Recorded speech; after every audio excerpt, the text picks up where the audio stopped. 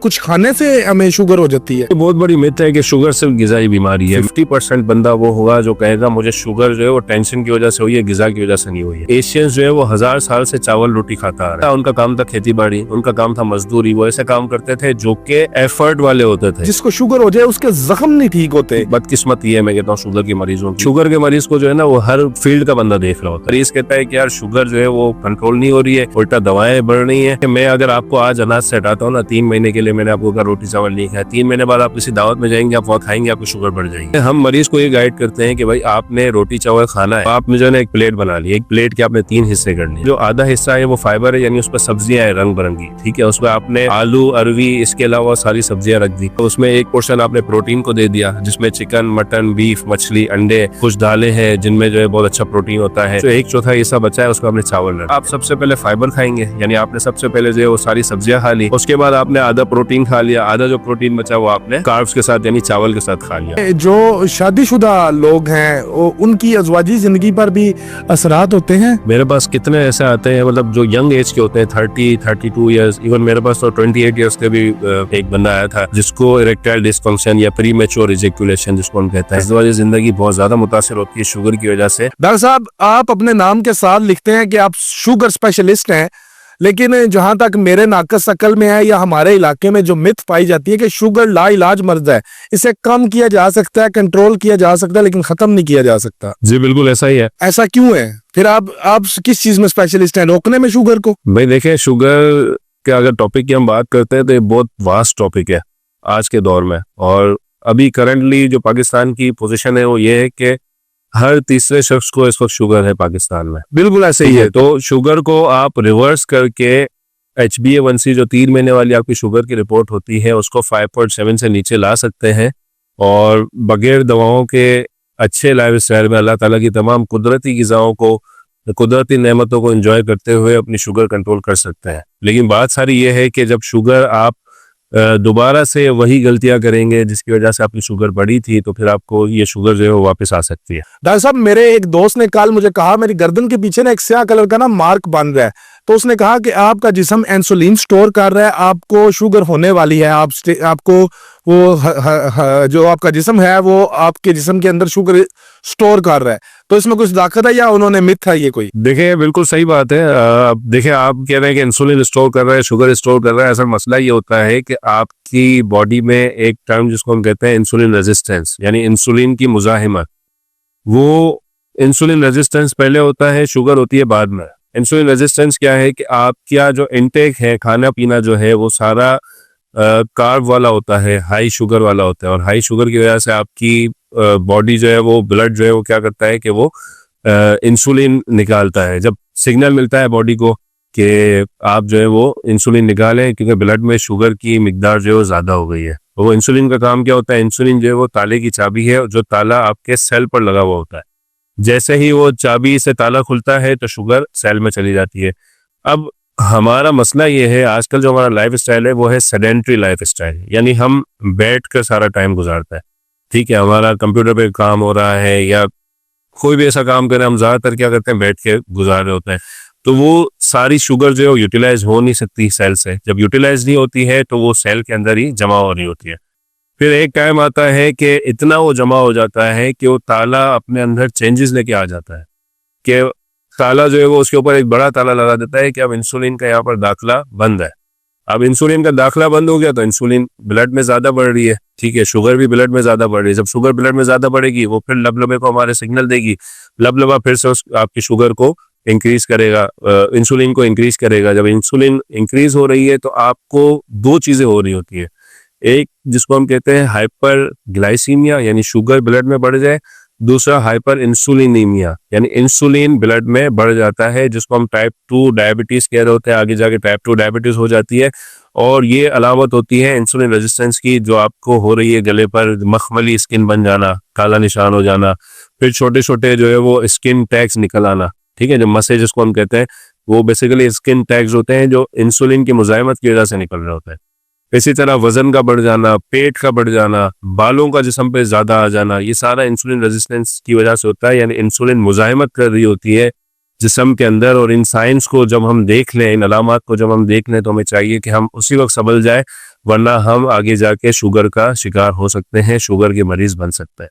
बिल्कुल ठीक, यानी कि अभी मुझे फौरन से क्या करना चाहिए? देखिए, फ़ौरन से अभी आपको अपना लाइफ़स्टाइल मैनेजमेंट करनी चाहिए, लेकिन उससे पहले आप ये करें, कुछ टेस्ट आप करवा लें, जैसे आप अपना इंसुलिन लेवल करवा सकते हैं, आप अपना HbA1c करवा सकते हैं, आप अपना लिपिड प्रोफाइल करवा सकते हैं। इंसुलिन रेजिस्टेंस की वजह से एक सिंड्रोम होता है, एक बीमारी होती है, बीमारियों का मजमूआ होता है, जिसको हम कहते हैं metabolic syndrome. Metabolic syndrome basically क्या है कि जिसमें आपका BMI भी बढ़ जाता है, जिसमें आपका ब्लड प्रेशर भी ज़्यादा हो जाता है, जिसमें आपके शुगर लेवल्स भी बढ़ रहे होते हैं, और उसके साथ साथ आपका ट्राइग्लिसराइड बढ़ रहा होता है और HDL कम हो रहा होता है। अब ये ट्राइग्लिसराइड, HDL ये क्या है? ये कोलेस्ट्रॉल की ही डिफरेंट फॉर्म्स है।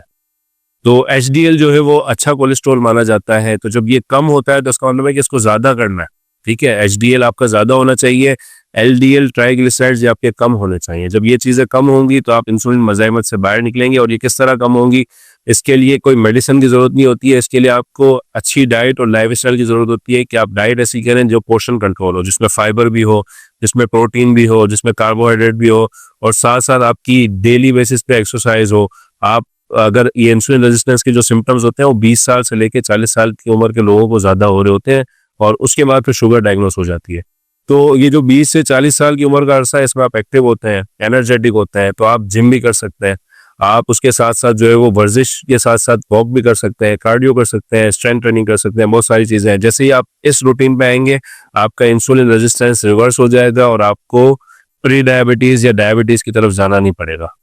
बिल्कुल ठीक। डॉक्टर साहब, बेसिकली वजूहात क्या होती हैं? क्या ये जो शुगर है ये ग़िज़ाई बीमारी है? क्या कुछ खाने से हमें शुगर हो जाती है?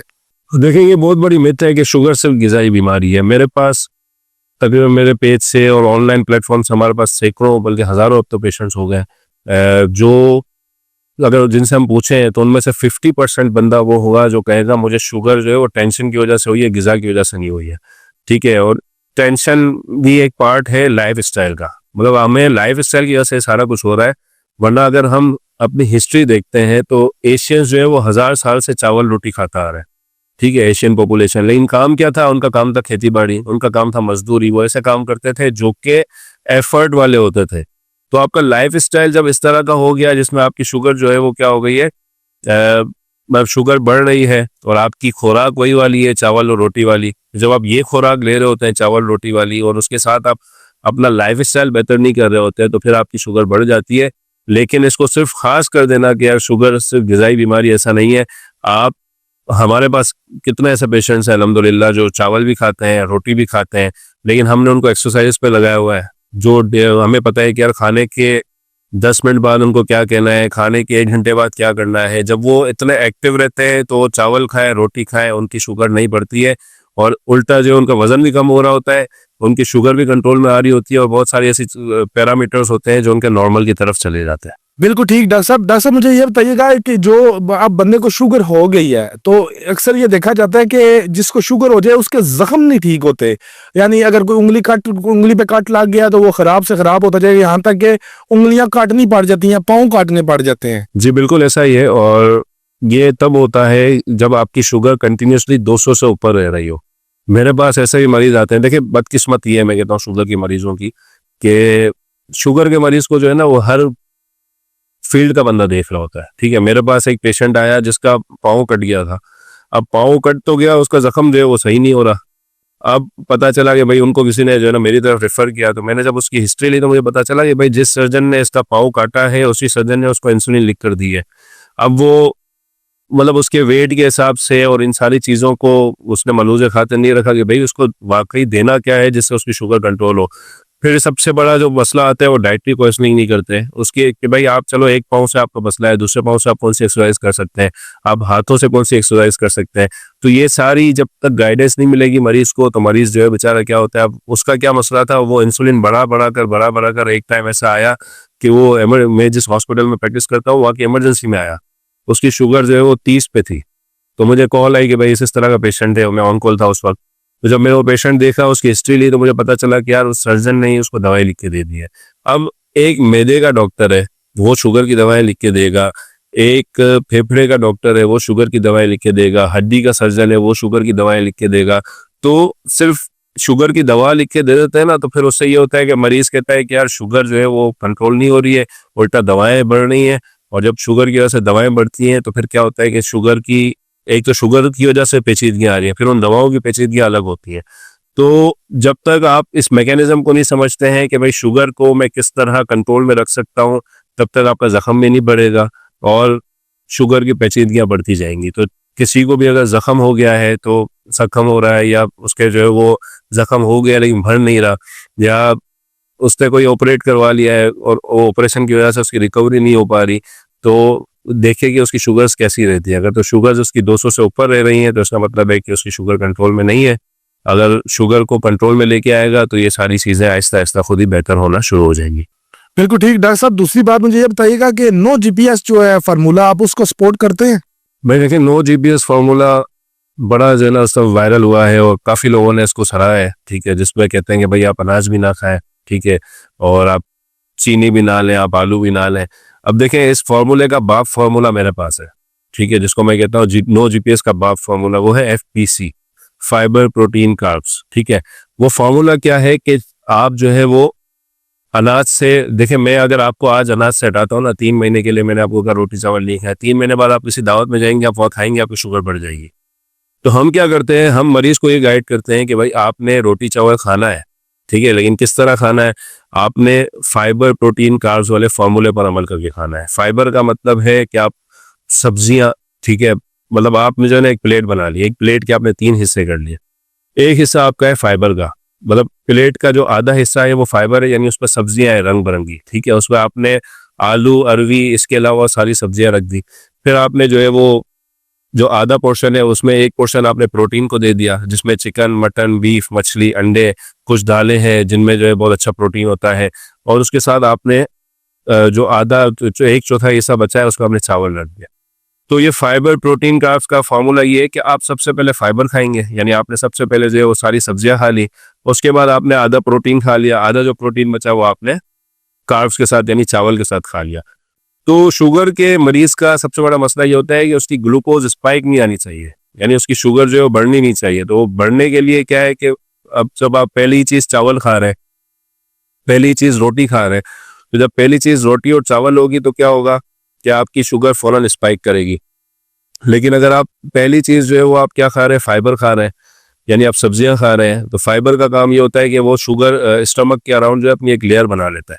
उसके बाद प्रोटीन्स आप लेते हैं, उसके बाद आप कार्ब्स लेते हैं, तो जो कार्ब्स आप ले रहे हैं, जो चावल आप ले रहे हैं, वो क्या करेगा, उन फाइबर के साथ बाइंड हो जाएगा और आहिस्ता आहिस्ता ब्लड में निकलेगा, तो इसकी वजह से ग्लूकोज स्पाइक नहीं आएगी। तो ये जब से हमने ये पेशेंट्स को समझाना शुरू किया है, फाइबर प्रोटीन कार्ब्स वाला फार्मूला FPC, तो नो जीपीएस को छोड़ के भी अपनी शुगर कंट्रोल कर रहा है। अच्छा, मुझे डॉक्टर साहब ये भी बताइएगा कि जिस इंसान को शुगर होगी है तो उसको खुद पे क्या महसूस होगा कि मुझे अब शुगर है? देखिए, शुगर के टिपिकल सिम्टम्स तो 3 है, ठीक है, जिसमें हम कहते हैं कि अब बार बार प्यास का लगना, बार बार भूख का लगना और बार बार पेशाब का आना, ठीक है, जिसको हम कहते हैं पॉलीडिप्सिया, पॉलीफेजिया और पॉलीयूरिया। लेकिन आजकल जो सिम्टम्स है ना वो बड़े डिफरेंट है। आजकल क्या हो रहा है, मरीजों को थकावट बहुत हो रही है, सर में मतलब सो के उठेंगे तो भी थका थका फील करेंगे, सर में दर्द अचानक से जैसे ही खाएंगे सर में दर्द होना शुरू हो जाएगा, पैरों में दर्द होना शुरू हो जाता है। अब किसी को पता नहीं है कि यार मुझे ज्यादा पेशाब, जैसे सर्दियां हैं, सर्दियों में ज्यादा बंदा पेशाब करने के लिए जा रहा होता है। अब वो कहता है यार सर्दियां हो गई है तो फिर इसका मतलब है कि मुझे सर्दी की वजह से हो रहा है, लेकिन वो जब घर आता है, रात को सोता है, तो उसके पैरों में शदीद दर्द होता है। तो ये सारी जो है वो अलामत है जो आपको शुगर की तरफ लेके जा रही है। जख्म होता है, जख्म नहीं बढ़ता, तो हम कहते हैं कि यार शुगर का टेस्ट करवा लो। इसी तरह स्किन पे बहुत सारे उनको जो है ना वो मतलब दाने होना शुरू हो जाते हैं, अलग अलग किस्म के, मतलब बहुत सारे लीजन्स होना शुरू हो जाते हैं। जब ये सब स्किन पर होते हैं तो फिर उसको समझ आती है, स्किन वाले जो है हमारे पास रेफर कर रहे होते हैं कि यार शुगर का टेस्ट कराओ। जैसे वो शुगर का टेस्ट आता है तो कहते हैं आपको शुगर है, और वो हमारे पास रेफर कर देता है। तो इसकी बहुत सारी अलामत हैं। पहले टिपिकल ये होता था पॉलीडिप्सिया, पॉलीफेजिया, पॉलीयूरिया, के भाई ज्यादा पेशाब आना, ज्यादा भूख लगना, ज्यादा प्यास लगना, ये भी अभी है। शुगर के मरीज को जो प्यास लगती है ना वो आपकी मेरी सोच है, और शुगर के मरीज को हम कहते हैं ना भूख फौरन लगती है, तो ये भूख ज्यादा जो लगना है वो भी एक तरीके से डायबिटीज की अलामत हो सकती है। बिल्कुल ठीक डॉक्टर साहब। हड्डियों में दर्द होता है शुगर के पेशेंट की, उसकी क्या वजह होती है? देखिए, इसकी 2 वजूहत होती हैं। एक तो वजह यह है कि उसको विटामिन डी की कमी है, ठीक है। विटामिन D3 की कमी होने की वजह से भी शुगर के मरीजों को हड्डियों में बहुत दर्द होता है और पैरों में शदीद दर्द होता है, ठीक है। तो जो पैरों में शदीद दर्द हो रहा होता है उसको चाहिए, अब मेरे पास जो पेशेंट आता है मेरी आदत है कि मैं हमेशा उसको विटामिन D3 लेवल्स लाजमी करवाता हूँ। और हैरानगी की बात है, आप भी हैरान होंगे सुनकर के 80% बंदे का विटामिन डी कम आता है, 30 से कम होता है। फिर हम उसका विटामिन डी जैसे ही रिप्लेस करते हैं तो विटामिन डी करेक्ट होने की वजह से उसकी शुगर भी बेहतर हो जाती है और उसकी हड्डियों का दर्द भी बेहतर हो जाता है। दूसरी वजह जो है वो इसकी ये है कि डायबिटिक पॉलीन्यूरोपैथी हो रही होती है। मतलब डायबिटिक पॉलीन्यूरोपैथी का मतलब ये है कि शुगर की वजह से जो आपके आसाम है वो कमजोर हो जाता है, ठीक है। आसाम को जो सप्लाई करने वाली नर्व्स होती हैं वो नर्व्स कमजोर होना शुरू हो जाती है। कुछ को ये होता है कि पैरों में दर्द होता है, ये उनकी अलामत सामने आती है। कुछ का ये होता है कि उनके पैर जलते हैं। तो ये दो अलामत होती हैं जिसकी वजह से डायबिटिक न्यूरोपैथी हो रही, जिसकी वजह से हड्डियों में दर्द हो रहा होता है। और जब हड्डियों में शदीद दर्द होता है तो मरीज को चाहिए कि ये दो चीज़ें करवा लें। एक तो विटामिन डी का टेस्ट करवा लें, दूसरा न्यूरोपैथी का टेस्ट होता है जो हम बायोथिजियोमीटर से करता है, ठीक है। तो न्यूरोपैथी का आप टेस्ट करवा लेंगे तो भी पता चल जाएगा कि आपकी न्यूरोपैथिक सेंसेशन जो है, जो महसूस करने की सलाहियत है पैरों में, वो कैसी है। अगर तो वो मुतासिर है तो कोशिश करें कि आपकी शुगर को कंट्रोल करें। इस पॉलीन्यूरोपैथी को हम रिवर्स नहीं कर सकते लेकिन उसको उसी जगह पे रोक सकते हैं। जब उसको उसी जगह पे रोक दिया हमने तो फिर वो ना उसकी टांगों में दर्द होगा, हड्डियों में दर्द होगा, ना उसके पैरों में जलन होगी। तो शुगर, और ये शुगर के मरीज बताते भी आगे कि यार जब हमारी शुगर 130 तक आ जाती है, 120 तक रैंडम आ जाती है तो हमारे साथ ये वाले मामला बेहतर हो जाते हैं। तो ये वाले मामला बेहतर किस तरह होते हैं, उसका रीजन यही होता है कि आपकी शुगर कंट्रोल में आ गई तो फिर ये पॉलीन्यूरोपैथी वाले सिम्टम्स जो है वो अपनी जगह पे रुक जाता है। बिल्कुल ठीक। डॉक्टर साहब मुझे ये बताइएगा कि जो शादीशुदा लोग हैं उनकी अज़वाजी जिंदगी पर भी असरात होते हैं? जी बिल्कुल। ये मेरे पास कितने ऐसे आते हैं, मतलब जो यंग एज के होते हैं, 30-32 ईयर्स, इवन मेरे पास तो 28 ईयर्स के भी एक बंदा आया था जिसको इरेक्टाइल डिस्फंक्शन या प्री मैच्योर इजैक्यूलेशन जिसको हम कहते हैं, ये वाले मामला भी होते हैं। अज़वाजी ज़िंदगी बहुत ज़्यादा मुतासिर होती है शुगर की वजह से। तो इसका भी रीज़न ये होता है कंटिन्यूसली 200 तक शुगर रह रही होती है तो ये मामला होते हैं। जहाँ आपने शुगर की स्पाइक्स को कम किया, यानी इंसान सेक्सुअली भी मुतासर हो जाता है अगर वो शुगर का, डायबिटीज का मरीज है तो? जी, जहाँ आपने शुगर की स्पाइक को कम किया वहां पर आपको ये चीजें जो है वो रुकती हुई नजर आएंगी। लेकिन हमारे पास ऐसे भी पेशेंट्स आते हैं जो ये सब कंट्रोल करने के बाद भी उनको ये मसला रहता है तो फिर हम उनको यूरोलॉजिस्ट की तरफ रेफर करते हैं, ठीक है, सेक्सोलॉजिस्ट की तरफ रेफर करते हैं, या कुछ ऐसे हम मेडिकेशंस देते हैं जिससे वो बेहतरी की तरफ चला जाता है। डॉक्टर साहब हमारे मरी जाए ना इस्लामाबाद से तो रास्ते में ना एक बस्ताल मोड़ आता है, वहां पर ना एक शुगर का चश्मा है और वहाँ के जो इलाका मकीन है उनका कहना है कि यहाँ पे जो चश्मे से पानी भर के लेके जाता है उसकी शुगर खत्म हो जाती है। बाकायदा उन्होंने बोर्ड लगे हुए हैं वहाँ पे जाने और वहाँ पे रश होता है। देखिए मसला ये है शुगर के आजकल इतने इलाज है ना सोशल मीडिया पे, क्या आपकी मेरी सोच है।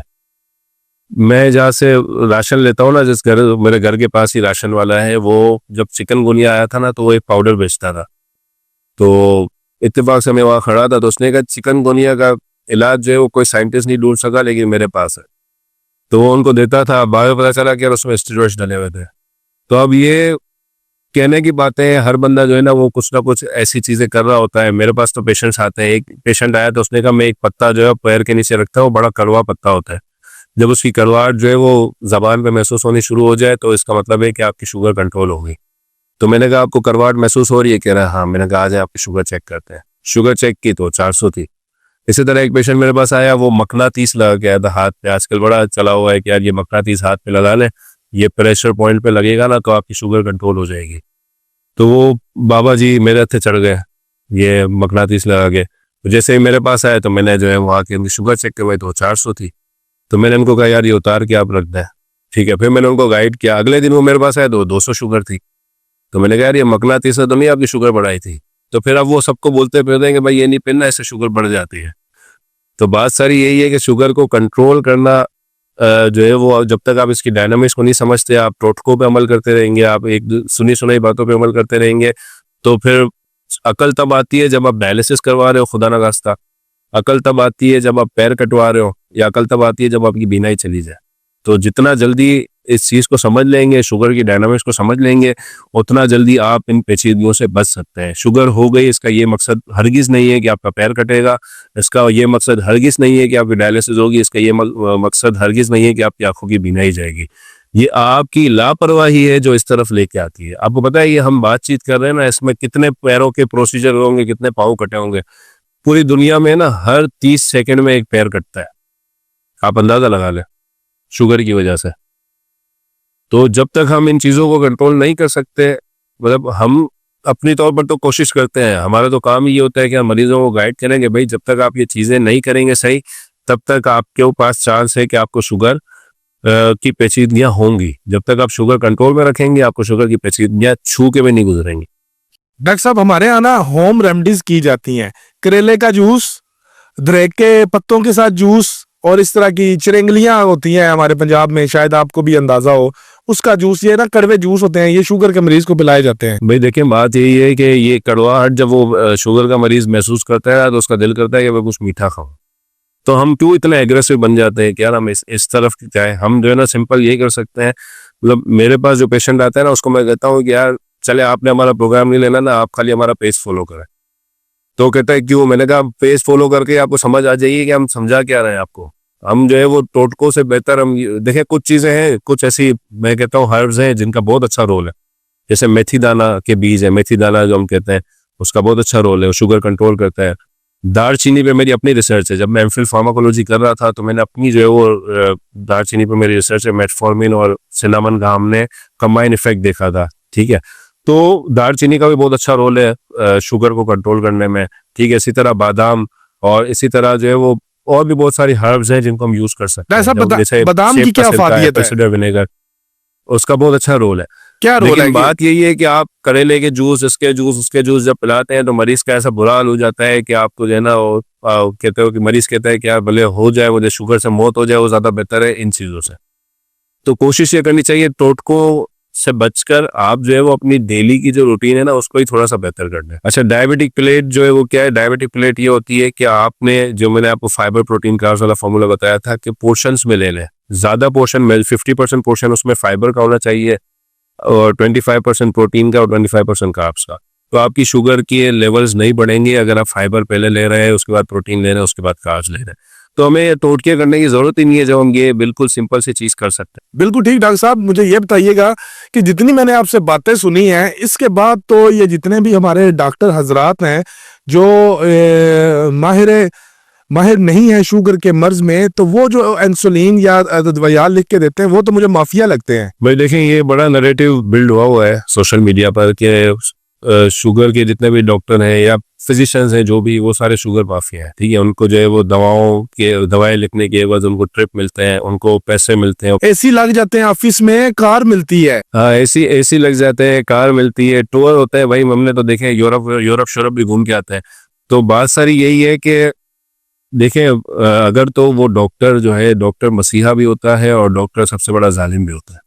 तो डॉक्टर मसीहा कौन सा डॉक्टर है? जिसको पता है कि यार शुगर की या XYZ जो भी दवा है, उस दवा की पेशेंट को जरूरत है। ठीक है, उस दवा का रिजल्ट है, और तीसरा वो दवा इकोनॉमिकल है। जब तक वो ऐसी दवा नहीं लिखता जो इकोनॉमिकल ना हो, अब एक चीज 22 रुपए में मिल रही है और अच्छी क्वालिटी की मिल रही है, मैं बिला वजह 50 रुपए की लिख के दे रहा हूँ, तो फिर सीधी बात है कि मैं जुल्म कर रहा हूँ पेशेंट के साथ। हाँ, पेशेंट कुछ ऐसे आते हैं जिनको बड़ी मस्ती होती है कि यार हमें 300 वाला मल्टीविटामिन लिख के दो, हमें 1500 वाला लिख के दो, तो फिर उनको देना तो चलो समझ आती है, लेकिन हर मरीज को बिला वजह आप लिख रहे हैं। अब मेरे पास कल एक पेशेंट आई है मोजम्बिक से, साउथ अफ्रीका से। वो पेशेंट मेरे पास कंसल्टेशन के लिए आए थे। तो वो पेशेंट जो है बता रहा है कि भाई मुझे जो शुगर थी, हमने एक डॉक्टर को दिखाया, नई डायग्नोस हुई थी, तो उन्होंने 10 दवाएं लिख के दी, वो पर्चा भी मुझे दिखाया उन्होंने। अब वो 10 दवाओं में एक दवा सिर्फ शुगर की थी, बाकी ब्लड प्रेशर और खून पतला करने की, पता नहीं क्या क्या बहुत सारी चीजें उसमें डाल दी थी। हालांकि कुछ पैरामीटर्स होते हैं जो देखने के बाद आप अगर जरूरत हो तो आप उसको ऐड करें। ठीक है, तो वो सारी चीजें जब ले रहा है तो जाहिर है उसका साइड इफेक्ट भी होगा। जब वो साइड इफेक्ट होता है तो फिर ना उसकी शुगर कंट्रोल होती है, ना उसका बीपी कंट्रोल होता है, उल्टा उसके मामला बढ़ जाते हैं। उसमें सबसे हैरानकुन बात यह थी कि उस पेशेंट को कभी ब्लड प्रेशर बढ़ा ही नहीं है। 120/80 उसका ब्लड प्रेशर रहता था, फिर भी उसको ब्लड प्रेशर की दवा दी गई है। तो ऐसे डॉक्टर्स मैं खुद कहता हूं कि शुगर माफिया है, जो बिला वजह दवाएं लिखते हैं और जितनी ज़रूरत नहीं होती उससे ज़्यादा लिखते हैं। मेरे पास जब भी पेशेंट क्लिनिक में चल के आएगा 80% यही हो रहा होता है कि वो पेशेंट जो है वो अपना पर्चा लेके जब मुझे दिखाता है तो उसमें 11, 12, 13 दवाएं लिखी हुई होती हैं। तो जब हमारे क्लिनिक से जाता है तो 2 या 3 दवाएं लिखी होती हैं, वो भी हस्बे ज़रूरत हम उसको मॉनिटर करते हैं कि भाई 1 महीना 2 महीने के पेशेंट की जो शुगर्स कैसी आ रही है। अगर तो वो शुगर्स कंट्रोल कर ली जिस डाइट प्लान पे हम उसको फॉलो करवा रहे हैं, तो हम उसकी ये दवाएं भी बंद करवा देते हैं। क्योंकि देखिए अगर एक रिसर्च आई है रिसेंटली, उसमें क्या था कि जो शुगर की दवाएं ले रहे थे, जो ब्लड प्रेशर की दवाएं ले रहे थे, चलिए ब्लड प्रेशर की तो फिर भी आपको लॉन्ग टर्म लेनी पड़ती है, लेकिन जो शुगर की दवाएं ले रहे थे उनको हार्ट अटैक भी ज़्यादा हुआ है, उनको सीवीए भी ज़्यादा हुई, स्ट्रोक भी ज़्यादा हुआ, उनको बाकी पेचीदगियाँ भी ज़्यादा हुई। तो रीज़न क्या है कि भाई जब आप दवा ले रहे होते हैं तो आप टोटली दवा पर डिपेंड कर जाते हैं। दवा लेनी चाहिए। देखिए शुरू में अगर पेशेंट मेरे पास आता है, उसका HbA1c बहुत बड़ा हुआ है, 10 से ऊपर है, मेरे पास आते हैं 15-15, 17-17 HbA1c होता है, तो हम उनको दवाएं देते हैं, इवन इंसुलिन भी देते हैं। लेकिन हमें ये पता है कि यार इस पेशेंट को अब 30 साल का बंदा आता है, उसको मैं इंसुलिन पे पहले दिन से लगा दूं और उसको कहूँ कि बेटा आज से तेरे ना पूरी जिंदगी तुझे यही लेना है, ठीक है, 60 साल तक, 70 साल तक, जब तक तुमने जिंदा रहना है तब तक तुमने इंसुलिन लेनी है, ठीक है। और वो भी टाइप 2 के पेशेंट, जो टाइप 1 में तो इंसुलिन बनती नहीं है, टाइप 2 में इंसुलिन ज्यादती होती है इंसुलिन की, जो मैंने आपको पहले मैकेनिज्म बताया। तो टाइप 1 वाले पेशेंट को तो चलो मजबूरी है इंसुलिन देनी है, लेकिन टाइप 2 वाले को हम 15 HbA1c 17 HbA1c पे इंसुलिन देते हैं, लेकिन फॉर टाइमिंग देते हैं। 3 महीने में हमारी कोशिश ये होती है कि उसका HbA1c 10 से नीचे लेकर आए। इवन हमने 15 HbA1c वाले को भी 3 महीने में 6 HbA1c पे लेके आए। तो उसका रीजन क्या था? उसका रीजन यही था कि यार ये चीजें जब आप कर लोगे, शुरू में HbA1c कम करना था, उसके लिए मेडिसिन दे दी, इंसुलिन दे दी, अब उसको डाइट और लाइफस्टाइल से इतना बेहतर करना है कि आपको दवाओं की जरूरत ना हो, बल्कि आप डाइट और लाइफस्टाइल से ही चीजें कंट्रोल कर लें। 30 साल के बंदे को अगर हम दवा पे लगा दें और उसको जो है ना कह दें भाई आज से तूने रोटी चावल भी नहीं खाना, तो आप सोचे कि उसकी शुगर तो अलग है, उसको डिप्रेशन से बेचारा मर जाएगा। तो उसको हमें समझाना है कि भाई ये 3 महीने जो है वो आप इस तरह गुजार लो जिसमें आपको दवा लेनी है, इंसुलिन लेनी है, जो भी लेना है वो लेते रहो, लेकिन उसके साथ यही है आपने जो ना डाइट और लाइफस्टाइल में चेंजेस करनी है। जब वो डाइट और लाइफस्टाइल में चेंजेस करता है, उसको समझ आ गई कि मेरी शुगर की स्पाइक किस वजह से आ रही है और वो अब उसको कंट्रोल करना शुरू हो गया है, तो हम उसको कहते हैं कि भाई अब आपने दवा नहीं लेनी है, अब आपने डाइट और लाइफस्टाइल से ही चीजों को कंट्रोल करना। बिल्कुल दुरुस्त डॉक्टर साहब। अब गुजारिश आपसे ये है कि आप हैं कराची में, सिंध में, आपको हमारे पंजाब के बहन भाई अभी हमारे वॉइस से देखेंगे और आपसे राब्ता करने की कोशिश करेंगे, तो डॉक्टर साहब मेरी आपसे गुजारिश ये है कि आप मुझे ये बताएं आप ऑनलाइन फीस कितनी चार्ज करते हैं? भाई देखिए हमारी कंसल्टेशन होती है पेशेंट के साथ, ठीक है। कंसल्टेशन के तो हमारे अभी हमने जो है वो ईद मिलादुन नबी के निस्बत से ही 1500 रुपये फीस कर दी है कंसल्टेशन, जो ऑनलाइन कंसल्टेशन की, ठीक है। लेकिन हमारा जो मेन मकसद होता है ना, देखिए कंसल्टेशन ये है कि आपने डॉक्टर को एक बार दिखा दिया, उसके बाद आप घर चले गए, उसके बाद आप 2 महीने बाद डॉक्टर के पास आ रहे हैं। लेकिन हमारा एक होता है diabetes control programme. Diabetes control programme का काम ये होता है कि उसमें हम 2 महीने के लिए पेशेंट को अपने साथ कनेक्ट कर लेते हैं, ठीक है। उस 2 महीने में क्या हो रहा होता है? उस 2 महीने में ये हो रहा होता है कि उसकी 2 कंसल्टेशंस होती हैं मेरे साथ, एक हमारी माहिर ग़िज़ाइयत है मिस ज़री चौधरी साहिबा, उनके साथ, और उसको 3 हम डाइट प्लान दे रहे होते हैं, 2 कंसल्टेशंस दे रहे होते हैं। तो उससे ये होता है, और साथ में डेली उसकी ग्रुप पे अपडेट आ रही होती है, अपनी मील प्लेट्स डालता है, वो अपनी शुगर्स डालता है, वो शुगर्स हमें बता रहा होता है कि यार इतनी आई है, मील प्लेट डालता है तो हम उसको पकड़ लेते हैं, भाई ये चीज़ आपने सही नहीं की, इसको इस तरह करें। अब एक बंदा है उसकी शुगर भी सही आ रही है, लेकिन उसकी मील प्लेट हम देख रहे हैं कि यार उसमें चावल और सिर्फ चिकन पड़ा हुआ है, तो हम उसको कहते हैं नहीं फाइबर आपने लाजमी लेना है। तो ये जो कनेक्शन है ना पेशेंट का, 2 महीने में उसको शुगर की डायनामिक समझ आ जाती है। अब कुछ ऐसे होते हैं जो कहते हैं कि यार नहीं हम आपके साथ कनेक्ट रह रहे हैं ना, तो हमारे साथ हमें शुगर कंट्रोल करने में मजा आ रहा है। तो हमारे साथ ऐसे भी पेशेंट्स हैं जो 7-7 महीने 8-8 महीने से कनेक्टेड है, और कुछ ऐसे भी है जो 2 महीने में समझ जाते हैं कि भाई हमारी शुगर कंट्रोल हो गई है, अब हमने क्या करना है, अब शुगर कंट्रोल हो गई है तो अब हमें इसी डायनामिक्स को लेते हुए चलना है। हमें प्रोसेस्ड कार्ब अवॉइड करनी है, हमें फाइबर का इंटेक ज़्यादा करना है, प्रोटीन और कार्ब्स का इंटेक लिमिटेड करना है। और सबसे अच्छी बात हमारी पता है क्या है? हमारी जो डाइटिशियन है ना, वो आपको आपके हाइट वेट के हिसाब से कस्टमाइज डाइट प्लान देती है। उसमें मज़े मज़े की चीज़ें होती हैं। अब एक बंदा है जो बेचारा 3 महीने से फाके कर रहा है, 3 महीने से जो है वो बेचारा ये कर रहा है कि वो चावल रोटी सबसे दूर पड़ा हुआ है, सब खा रहे होते हैं तो वो बेचारा मुंह देख रहा होता है। जब वो हमारे पास आता है तो कहता है यार मैंने तो 3 महीने ज़ाया किया। तो हमारी जो डायबिटीज कंट्रोल प्रोग्राम है उसमें यही है कि हम 2 महीने में पेशेंट को इतना ट्रेन कर देते हैं कि भाई अब उसको समझ आ गई है कि यार मैं रोटी चावल भी खाऊंगा तो भी मेरी शुगर बढ़ेगी नहीं अगर मैं इस तरीके से खाऊंगा तो उसकी फीस हमारी 2 महीने की जो है 12,000 रुपये, ठीक है। लेकिन आपका जो प्रोग्राम है उसके हिसाब से हम जो है वो पेशेंट्स को डिस्काउंट भी कर सकते हैं, 10% हम डिस्काउंट दे सकते हैं इस पर। जो आपकी पॉडकास्ट देख के जाएगा और कहेगा कि हम आदिल भाई की पॉडकास्ट देख के आए तो उसको 10% डिस्काउंट देंगे। डॉक्टर साहब हम 10% नहीं, हम पूरे 2,000 रुपये का डिस्काउंट ले रहे हैं आपसे। ये आपकी फीस हमने 10,000 रुपये पे लेंगे हैं और आपकी जो दूसरी फीस है उस पर आपने हमारे क्लाइंट को 1,000 रुपये चार्ज करना है। चले डन हो गया, दिया ये 2,000 गरीब- रुपये आपके तवज्जुल से, आपके पेश के तवज्जुल से हम डिस्काउंट दे रहे हैं, ठीक है। और कंसल्टेशन पे हम 1,000 रुपये में कर देंगे कंसल्टेशन। और ये मेरा अल्लाह जानता है डॉक्टर साहब, मैं ये हल्फन कह सकता हूँ, मेरी इस बारे में आपसे पहले ना कोई बात हुई थी ना कुछ। मुझे पता है मेरे पाकिस्तान के शहरी जो है इस वक्त किन हालातों से गुजर रहे हैं। अल्लाह ताला सबको सेहत तंदुरुस्ती दे। डॉक्टर साहब ये आपने उनको 10,000 नहीं चार्ज करना, चाहे वो 1 महीने बाद आपसे रब्ता करे। और जिसने कह दिया कि मैंने आदिल भाई की वीडियो देखी है तो उसका आपने हया करना है। बस डन हो गया आदिल भाई, आपसे मेरा कमिटमेंट हो गया आज। सर हम आपके हर पार्ट में आपका नंबर चला रहे हैं डॉक्टर साहब। अल्लाह ताला आपको बहुत सारी यहाँ खुला रिस्क दे, जो आप सच्ची बात कहने की जुर्रत करते हैं और इतना वक्त निकालते हैं कि लोगों को समझा सके, अवेयरनेस दे सके। नहीं तो यहाँ पे जो डॉक्टर ज़रात होते हैं उनके पास पैसे कमाने के लिए भी वक्त नहीं होता। बिल्कुल बिल्कुल ऐसा ही है। और मैं कहता हूँ कि डॉक्टर जो है या फिजिशियन जो है उसकी काउंसलिंग मैटर करती है। 100% काउंसलिंग मैटर करती है, आप बिल्कुल दुरुस्त कह रहे हैं। दवा मैंने भी वही देनी है, दवा दूसरे ने भी वही देनी है, लेकिन जब तक वो काउंसलिंग सही नहीं कर रहा मरीज की तब तक जो है चीजें सही नहीं होती। अगर वो लड़ना शुरू हो जाएगा मरीज के साथ तो मरीज जो है वो कभी मुतमईन नहीं होगा, वो डर के कंट्रोल करेगा। हम कहते हैं डर के कंट्रोल नहीं करें, आप मोहब्बत से कंट्रोल करें, बिल्कुल आप आप दुरुस्त कह चीज रहे को हैं। समझ के कंट्रोल करें। अगर डॉक्टर साहब डॉक्टर तो का इंशाल्लाह रवैया बेहतर हो अच्छा जाएगा। होना तो बंदा आधा वैसे ही ठीक हो जाता है। बिल्कुल बिल्कुल ऐसा ही है। मतलब डॉक्टर जो है ना आपकी नब्ज पकड़ता है ना, तो नब्ज पकड़ने पे ही जो है वो 80% मरीज वैसे ही सही हो जाता है। दवा का तो बाद में रोल है। हमारे इधर डॉक्टर आसिया साहिब हैं, गायनाकोलॉजिस्ट हैं, तो वो कहती होती हैं अच्छा मुआलिज वो है जिसको पता है कि कब इलाज करना है, और बहुत अच्छा मुआलिज वो है जिसको पता है कब इलाज नहीं करना। बिल्कुल ऐसा ही है। हम जो है वो बचपन में जब पढ़ते थे ना अपनी मेडिकल लाइफ में, तो हम यही पढ़ते थे कि यार surgeon is the one who knows when not to operate. Surgeon वो है जिसको पता हो कि यार कब ऑपरेट नहीं करना है। तो हम फिजिशियन की भी इसी तरह एग्जांपल देते हैं। ये आसिया साहिबा वाली एग्जांपल हम भी काफी लोगों को देखते हैं कि मुआलिज वो होता है जिसको पता है कब दवा नहीं देनी है, ठीक है। ये नॉन कम्युनिकेबल डिजीज है, लाइफ स्टाइल की डिजीज है। लाइफ स्टाइल ठीक कर देंगे तो शुगर भी ठीक हो जाएगी, बीपी भी ठीक हो जाएगा, कोलेस्ट्रॉल भी ठीक हो जाएगा, यूरिक एसिड भी ठीक हो जाएगा। और आजकल 58% अमवात जो है वो पाकिस्तान में इसी वजह से होती है, इन चारों वजूहत से होती है।